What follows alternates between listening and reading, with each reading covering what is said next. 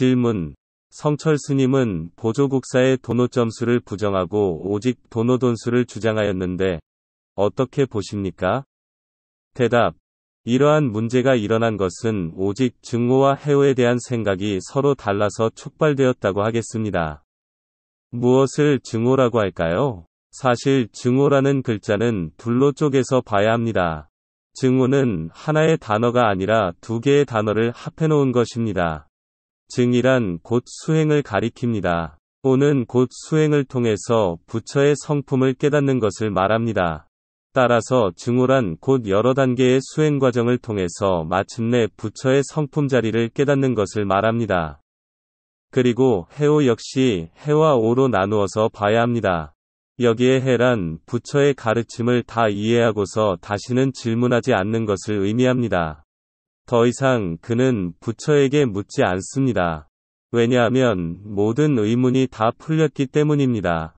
의문이 풀렸다는 것은 곧 저 외도의 브라흐만에 대해 더 이상 집착하거나 향하지 않는다는 것을 의미합니다. 그러기에 그는 훌쩍 뛰어서 곧장 부처의 성품 자리로 들어갈 수 있는 것입니다. 부처의 제자 가운데 사리불이 그러한 자입니다. 그는 더 이상 부처에게 묻지 않았습니다. 이것을 더 이상 배움이 필요치 않는 무학의 경지라고 부릅니다. 법화경의 방편품에서는 말합니다. 부처는 상근기의 사람을 위해서는 곧장 모든 법의 진실한 모습과 10가지 오묘한 이치를 설하고 성문연각보살의 삼승에게는 방편을 열어서 차례로 닦아서 일승의 법을 깨닫게 한다. 이때 오직 큰 지혜를 갖춘 사리불 한 사람이 해오를 얻어서 수기를 얻었다. 여기에서 말하는 해오는 곧 돈교법문을 말하고 일승법을 말한다고 하겠습니다. 그러나 성철 스님은 이렇게 보지 않는 것 같습니다. 보조 스님이 말하는 도노는 지혜에 의한 깨달음인 해오이다. 그런데 지혜는 분별 아르마리에 불과한 것이니 해오는 분별 아르마리 범주를 벗어나지 못하는 것인데 선종의 도노를 이러한 해오로 간주하는 것은 천부당만부당한 잘못이다. 이것은 곧 저 보조 스님의 말과는 크게 어긋나고 있습니다. 저 보조 스님은 불교에서 널리 통용되고 있는 해오와 증오라는 말의 뜻을 정확하게 이해하고서 사용했다는 것을 간과해서는 안 될 것입니다. 그런데 여기에서부터 둘 사이의 틈이 점점 벌어지고 있습니다. 성철 스님은 말합니다. 저 궁극적 깨달음인 증오를 위해서는 해오 이후 점수가 필연적으로 뒤따라야 한다는 진울의 주장은 영원히 깨달음의 길을 등지는 자살행위라는 것이다. 여기에서 증오를 궁극적인 깨달음이라고 보는 것은 오직 성철 스님의 관점인 것입니다.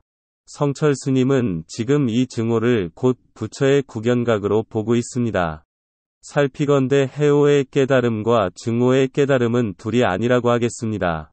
여기에서 깨달음이란 곧 부처가 말하는 참성품 자리를 가리키는 것입니다. 그러나 이러한 관점은 성철 스님과는 다른 것 같습니다.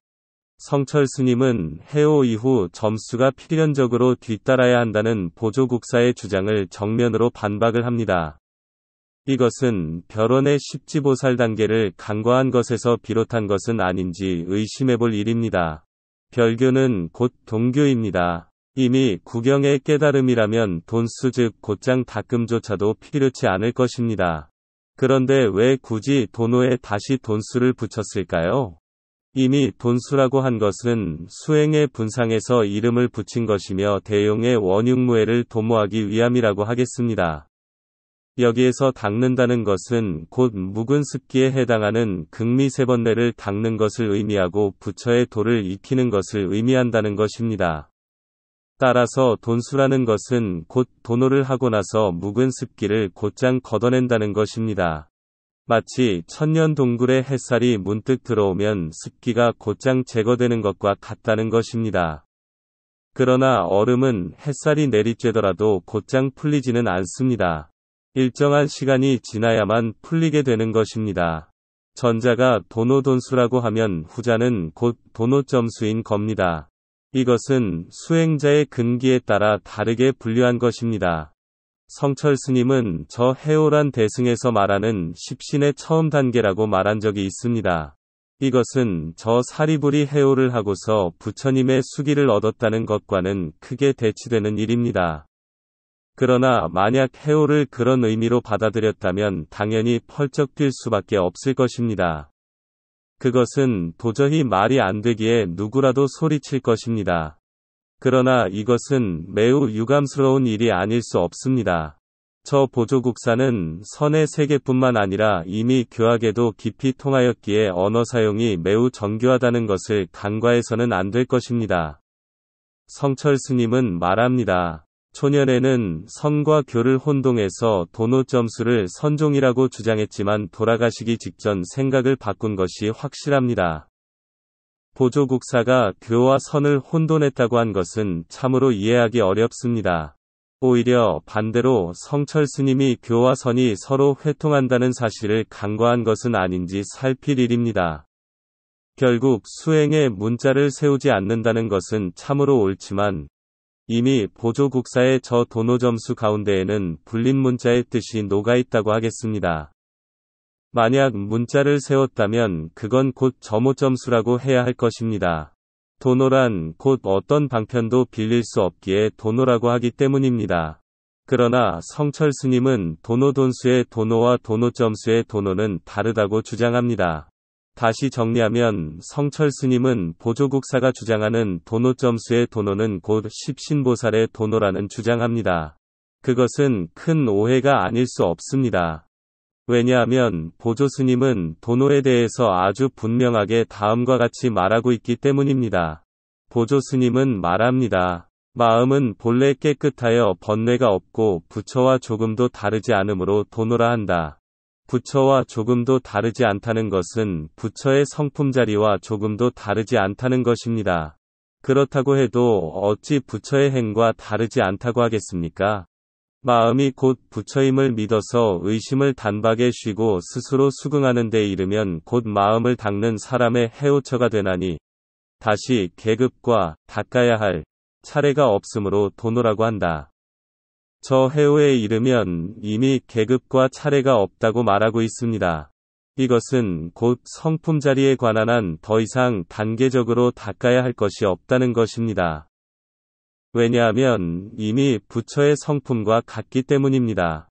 그러나 자기의 마음이 부처와 다름이 없음을 깨달았다고 하더라도 무시이래로 쌓아온 습기를 갑자기 버린다는 것은 힘든 일이므로 습기를 없애는 수행을 하여야 하며 점차로 훈화하여야 하기 때문에 점수를 한다. 무시이래도 쌓아온 습기란 곧 현생에서 생긴 번뇌가 아니라 무한한 전쟁에서부터 쌓인 극미세한 번뇌를 가리킵니다. 따라서 습기를 버린다는 것은 곧 저 삼승이 닦는 것밖에 일이며 미세번뇌 가운데에서 지극히 미세한 번뇌를 버린다는 것입니다. 여기에서 버린다는 것은 새로운 습기를 쌓지는 않지만 묵은 습기는 차츰 버려야 하기 때문입니다. 이상의 구절을 보면 보조 스님이 말하는 도노는 절대로 성철 스님이 생각하는 해오와 같지 않다는 것입니다. 곧장 부처의 성품 자리에 들어간 것이 곧 도노인 것입니다. 화두를 곧장 타파한다는 것은 대승의 근기가 이미 갖추어졌다는 것을 의미합니다. 그러나 만약 그러한 근기를 아직 이루지 못했다면 점차로 닦아서 가지 않을 수 없는 일입니다. 일찍이 어떤 스님이 조주선사에게 물었습니다. 조사의 뜻과 교학의 뜻은 같습니까? 다릅니까? 조사의 뜻을 알면 교학의 뜻을 안다.